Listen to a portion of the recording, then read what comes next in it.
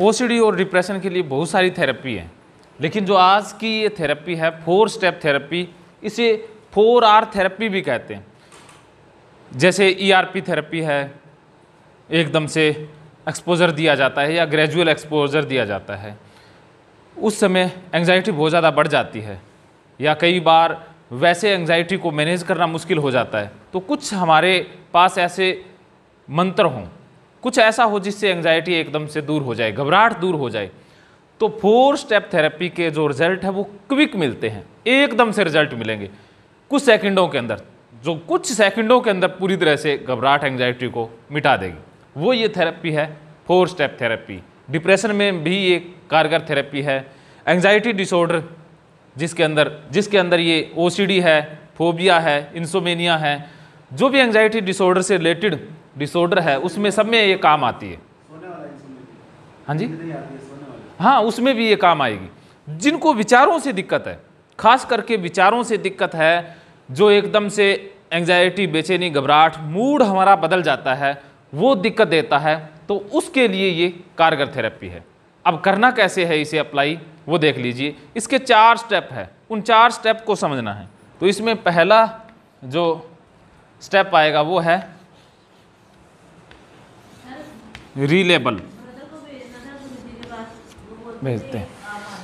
पहला स्टेप है रीलेबल। रीलेबल में क्या है कि अब OCD में विचार आते हैं कि हाथ गंदा हो जाएगा, घर में गंदगी फैल जाएगी। अब और बहुत सारे विचार आते हैं ना, लोग गंदे हो जाएंगे, लोग बुरे हैं। ओवर थिंकिंग में ऐसा आता है कि पास्ट में ऐसा हो गया था, फ्यूचर में ऐसा हो जाएगा। जितने भी दुनिया जहान के विचार आते हैं, उन विचारों को रीलेबल करना है। मतलब एक बार तो वो लेबल हो चुके हैं ना विचार, हमने लेबल लगा दिया कि मेरे हाथ गंदे हैं, ये ऐसा है, कोई चीज़ वैसी है, एक बार तो लेबल किया हुआ है ना हमने। तो अब उसको रीलेबल करना है। रीलेबल का मतलब ये है कि ये गंदगी वाले विचार मेरे विचार नहीं है, ये मेरी OCD के विचार है, आपके विचार तो है ही नहीं। अब जिनको भगवान से डर लगता है तो उनको लगता है ना कि भगवान उसे सजा दे देंगे, तो अब ये हाँ उसके साथ रीलेबल ये कर दें कि ये भगवान वाले विचार मेरे नहीं है, OCD के विचार हैं। तो खुद के ऊपर एक बोझ होता है ना, वो उतर जाता है। हाँ हाँ, ये तो ओवर थिंकिंग का विचार है, ये तो मेरी ओवर थिंकिंग है। रीलेबल कर दिया ना कि फ्यूचर के बारे में मैं सोच रहा हूँ, मेरा मूड खराब हो रहा है, मुझे एंग्जाइटी हो रही है।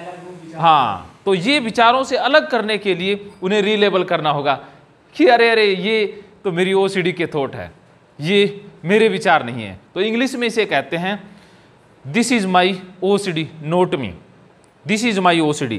जब आपको विचार आते हैं ना गंदगी से रिलेटेड, टॉयलेट में जाते हो तो विचार आने लग जाते हैं, जैसे ही कोई छींटे पड़ते हैं तो विचार आते हैं ना, तब आप कहोगे अरे अरे ये विचार मेरे नहीं है, ये तो मेरी OCD के विचार है, ये तो मेरी OCD मुझे संकेत भेज रही है।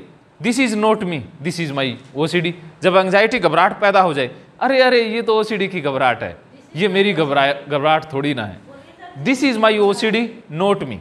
ये एंटीबॉडीज़ वाली बात हमने की कि जैसे कोई बीमारी हमारे शरीर में प्रवेश करती है, उस बीमारी का वायरस हमारे शरीर में प्रवेश करता है, तो हमारे जो इम्यून सिस्टम है, रोग प्रतिरोध क्षमता है, वो उससे लड़ती है वायरस से, और उससे लड़ करके उसे बाहर कर देती है, और आगे से वो वायरस अटैक ना कर पाए, इसलिए एंटीबॉडीज़ शरीर के अंदर बन जाते हैं।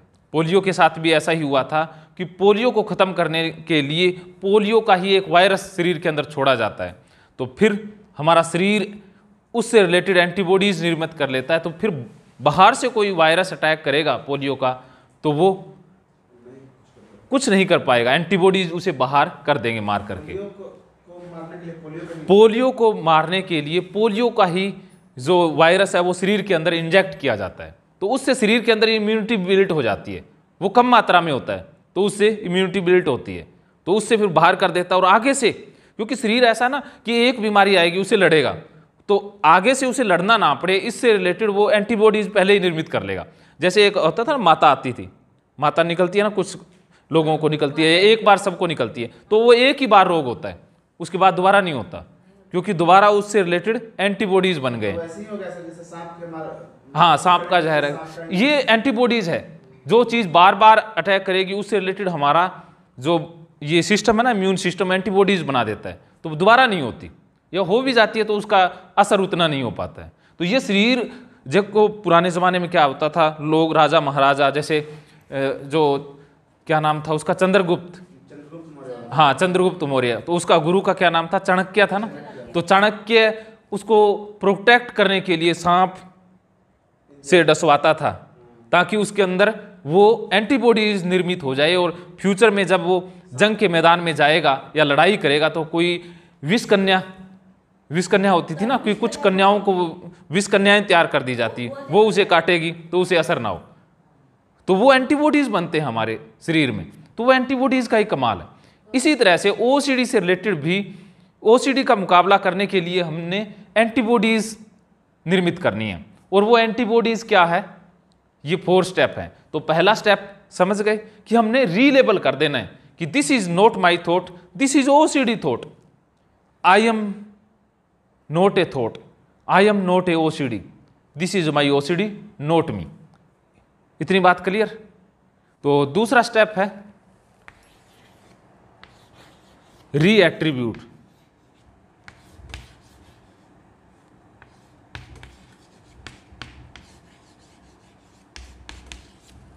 री एट्रीब्यूट। अब दूसरा जो स्टेप है वो समझने के लिए एक सवाल हमारे मन में आता है कि आखिर ये ओसीडी मुझे ही क्यों हुआ। आता ना कि आखिर ये ओसीडी मुझे क्यों हुआ है। अब इसका जवाब क्या है, मेरा ये ओसीडी मुझे इसलिए हुआ है क्योंकि मेरा जो थ्रेट प्रोटेक्शनिंग जो सेंटर है वो ओवर एक्टिव हो गया। अब देखो थ्रेट प्रोटेक्शनिंग सेंटर क्या है, एक होता है ना, कोई भी बाहर से कोई आएगा वायरस, तो उससे रिलेटेड एक डिटेक्टर होता है ना हमारी बॉडी के अंदर, तो वो थ्रेट प्रोटेक्शनिंग सेंटर है कि खतरे की घंटी बज जाती है ना। जैसे आपने देखा होगा मॉल पर या जो एयरपोर्ट है वहाँ पर एक मशीन होती है, उसे चेक किया जाता है, और वो मशीन टू टू बोलने लग जाए या सायरन बज जाए तो समझ लीजिए कि कोई गड़बड़ है। तो ये हमारे इसी तरह का एक सिस्टम हमारे अंदर इनबिल्ट होता है कि कोई भी खतरा बाहर से आएगा ना तो उससे रिलेटेड घंटी बजेगी, खतरे की घंटी बज जाएगी, जो है ना थ्रेट प्रोटेक्शनिंग सेंटर बोलते हैं। तो अब क्या होता है कि वो मशीन है जो मॉल के ऊपर या एयरपोर्ट में, वो किसी के पास कोई असला हो ही ना, वैसे ही बजने लग जाए तो उसे क्या कहेंगे, क्या कहेंगे सीमा जी, कि उसका सेंसर ओवर एक्टिव हो गया। पूरी मशीन खराब नहीं हुई ना, हाँ कुछ एक पार्ट है जो ओवर एक्टिव हो गया, ओवर एक्टिव हो गया। यही है कि हमारे माइंड का कोई पार्ट ओवर एक्टिव हो गया कि हम खतरे के प्रति, गंदगी के प्रति ज्यादा संवेदनशील हो गए। हाँ, तो जिसे कहते हैं ना कि मेरा केमिकल लोचा हो गया है, जैसे कहते हैं ना मेरा केमिकल इनबैलेंस हो गया इसलिए मुझे ओसीडी हुआ है, कि सेरोटोनिन लेवल कम हो गया है, कुछ भी हो गया है, तो ये अपने आप को कहने का है कि री एट्रीब्यूट कर रहे हैं हम कि मुझे इसलिए ओसीडी हुआ है, हाँ उसकी वजह से कह लो। तो ये हमने खुद को कहना है कि इस वजह से ओसीडी हुआ है, तो अब उसको ठीक करना है ना, इसलिए केमिकल लोचे के कारण मुझे ये ओसीडी हुआ है। तो जो सेंसर है ना खतरे के प्रति हमें सूचना देता है, लेकिन इसी तरह से गंदगी है, कोई टॉयलेट है तो आम इंसान का भी जो सेंसर है वो मैसेज देगा कि गंदगी है भी, उसको छूना मत, अगर छू लिया तो उसे धो लो। लेकिन जो ओसीडी वाले हैं उनका वो सेंसर ओवर एक्टिव हो गया, वो हद से ज़्यादा काम कर रहा है। नॉर्मल तो सबका काम कर रहा है, उनका काम ही हद से ज़्यादा कर रहा है, वो राई का पहाड़ बना करके दिखा रहा है। हाँ कोई नहीं वो साफ कर लेते हैं, लेकिन आपका तो उसे बढ़ा चढ़ा के दिखा रहा है, मैक्सिमाइज कर रहा है। अब वो सेंसर है ना, हाँ वो धो लेंगे, बस शुरू हो गए तो होएगी। तो वो सेंसर के कारण हो रहा है ना, गंदगी वो आम इंसान को भी दिखती है लेकिन उनको उतनी ज़्यादा इफेक्ट नहीं करती क्योंकि उनका सेंसर नॉर्मल है। हमारा जो ओसीडी में सेंसर है वो ओवर एक्टिव है, उसके कारण है। अब तीसरा स्टेप है रीफोकस।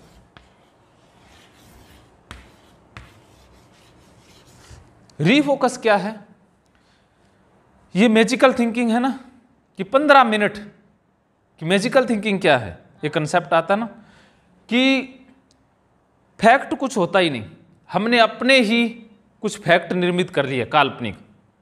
जैसे बिल्ली रास्ता काट जाएगी, कुछ हो जाएगा, बुरा हो जाएगा, तो ये क्या है? ये काल्पनिक है ना, ये मैजिकल थिंकिंग है कि ये जादुई सोच है कि जैसे जादू जैसा कुछ होता होगा। तो आप सोच रहे हो कि ये गंदगी जो है वो कहीं से दूर से आई है, कोई बाहर से आया तो उसके जूतों में गंदगी होगी, जूते उसके सड़क पे लगे होंगे, सड़क पे गंदगी होगी। हाँ हाँ, बस वो पक्षी आ रहे हैं, तो ये मैजिकल थिंकिंग कर रहे हो आप, ये मैजिकल थिंकिंग है। जैसे टायर, गाड़ी के टायर गंदे लगते हैं कि गाड़ी के टायर सड़क पर चलते हैं, सड़क पर गंदगी होती है, लेटरिंग होती है, और मैं टायरों को छूऊंगी तो मेरा हाथ गंदे हो जाएंगे, तो ये मैजिकल थिंकिंग हो रही है ना। तो ये कुछ मिनटों तक रहती है, ये ऐसा नहीं है कि हमेशा रहती है, कुछ मिनटों तक आती है। जैसे ही हमारा किसी स्टिमुलस से आमना सामना होता है, तो 15 मिनट के लिए हमें रीफोकस करना होगा माइंड को। माइंड को रीफोकस करने का मतलब है कि उस सिचुएशन से हटा करके किसी और सिचुएशन में अपने आप को इन्वॉल्व कर लेना है। जैसे आपने किसी से बात करनी है तो उस समय आप बात कर सकते हो, किसी से फ़ोन पर बात कर ली, या कुछ मन में ऐसे सोचने लगे जो उस सिचुएशन से पूरी तरह से अलग है। जैसे किसी ने सॉन्ग सुन लिया, अब देखो घबराहट हो रही है ना रजनी जी, आपको घबराहट होती है, सुबह कहते हो मुझे एंग्जाइटी होती है, लेकिन आपको कोई बातों में उलझा ले और आप भूल ही जाओगे कि मुझे घबराहट भी हो रही हो। जब तक आपको याद रहता है तब तक घबराहट होती है ना। तो अगर उस समय आप अपने आप को रीफोकस कर दें, मन को डाइवर्ट कर दें किसी दूसरे काम में, जैसे रामगोपाल जी ने चीज़ें बताई थी कि आप गाना सुनो, तीसरा स्टेप समझ गए, रीफोकस करना, कि मन को डाइवर्ट कर देना है किसी और सिचुएशन के अंदर। जैसे आप सॉन्ग सुन सकते हैं, आप डांस कर सकते हैं, जैसे कैथारसिस टेक्निक थी, आप थोड़ी देर पहले कुछ और मन में थे, कैथारसिस के बाद कुछ और मन में आने लग जाते हैं ना।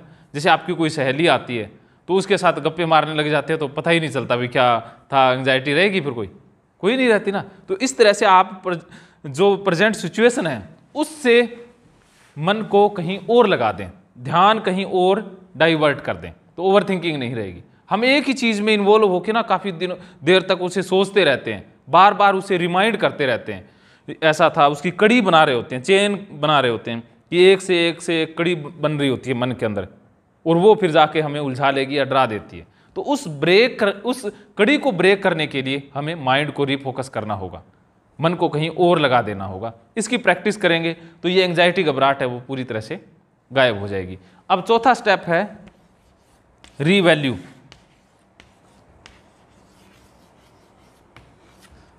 रीवैल्यू का क्या मतलब है? रीवैल्यू का मतलब है डीवैल्यू करना। रजनी जी, डीवैल्यू करना, कि हमने विचारों को वैल्यू दे रखी है ना, महत्व दे रखा है ना विचारों को।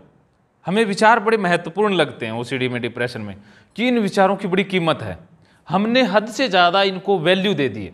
तो अब रीवैल्यू देनी है, अब इनको रीवैल्यू करना है, मतलब इनको डीवैल्यू करना है, कि इनको जो कीमत हमने दे रखी है वो कीमत वापस ले लेनी है। अब आप जूते खरीदने जाते हो सीमा जी, अब जूते हो 50 रुपए के और आप उनके 5000 रुपए दे आओगे तो क्या होगा? हैं? उल्टे लेने पड़ेंगे। उल्टे अगर आपको तो पता ही नहीं है कि ये 5 रुपए के थे या 50 रुपए के थे, आपको तो वो लगते ही 5000 रुपए के हैं। हाँ, तो सामने वाला कह रहा 50-60 रुपए के होंगे, वो कहते हैं नहीं ये तो 5000 रुपए के हैं, तो 500 रुपए रख। तो धक्के से दे रहे हैं ना, तो हम अपना नुकसान कर रहे हैं ना, कितना बड़ा आर्थिक नुकसान कर रहे हैं। तो ये जो विचार आते हैं ओसीडी में कि गंदा हो जाएगा, यहाँ टॉयलेट है, वहाँ, ये कितने 2 रुपए का, तो 2 पैसे का विचार नहीं है ना, इसको कितनी वैल्यू दे रखी है, कितनी कीमती जो एनर्जी थी वो इसको दे रखी है, तो इसे ओवर वैल्यू दे रखी थी, इसे डी वैल्यू करना है। अब देखो, एक विचार आता है, जैसे ताला चेक करने की जिनको दिक्कत है कि ताला खुला रहेगा तो चोरी हो जाएगी, तेरी जिम्मेवारी है। अब वो उस विचार को वैल्यू दे रहा है ना, अब उसको डी वैल्यू कैसे करना है? जो होगा सो देखा जाएगा, अपने बस की बात नहीं है, मैं नहीं जाता, एक बार लगा दिया तो लगा दिया, जो होगा सो देखा जाएगा। इस विचार को डी वैल्यू कर दिया। तो अगर आप इस गंदगी वाले विचार को, टॉयलेट वाले विचार को, सफाई वाले विचार को डी वैल्यू कर देते हैं तो झंझट ही खत्म है ना। हाँ, आप भी ये फ्यूचर वाले विचार हैं, ये ऐसे जो अनवांटेड थॉट हैं, इन्हें डी वैल्यू कर देते हैं तो कोई दिक्कत है? हम इन्हें जितनी ज़्यादा वैल्यू दे रहे हैं, इसीलिए तो ये ज़्यादा हमें परेशान कर रहे हैं। इस कोई एक जिसको बाई द वे फ्यूचर को लेकर डर रहा है, हाँ हाँ, आप सोचेंगे कि जो होना होगा सो होगा। जो होगा सो देखा जाएगा। फ्यूचर इज फ्यूचर में कुछ मिस्ट्री, हाँ, पास्ट अभी इज जो- हिस्ट्री। अभी जो हम जो अभी है, चाहिए भी सोचेंगे कि अभी मेरे लिए क्या जरूरत है। हाँ, अब भी मेरे लिए क्या जरूरत है, अभी मेरे मन में कोई परेशानी है या नहीं है, बस डी वैल्यू कर दिया ना पास्ट फ्यूचर के विचारों को। तो इसीलिए आप जो गंदगी वाले विचार हैं उन्हें डी वैल्यू करना होगा। उन्हें गंदगी फैल जाएगी, ये हो जाएगा, वो हो जाएगा, तो हम वैल्यू दे रहे हैं ना उनको। अब उनको डी वैल्यू, फैलेगी तो फैल जाएगी। देखते हैं आज घर में सारे में गंदगी फैला के ही छोड़ेंगे। गंदगी फैलाओ अभियान, क्या होगा? होगा कुछ नहीं। गंदगी फैलेगी, फैला दो, 2-3 दिन बाद में आप नॉर्मल हो जाएगा। तो गंदगी फैलानी पड़ेगी। तो इन विचारों को डी वैल्यू करना होगा। ये ना क्विक इसके रिजल्ट हैं। ऐसा कर लेते हो आप तो एंटीबॉडीज बन जाएंगे। आपकी जो एंटीबॉडीज बनते हैं ना शरीर में, रोग से लड़ते हैं, उसी प्रकार मन में एंटीबॉडीज बन गए तो वो मानसिक परेशानियों से लड़ेंगे। तो ये एंटीबॉडीज बनाती है थेरेपी। ये 4 स्टेप हैं। तो इन 4 स्टेप की प्रैक्टिस करनी है।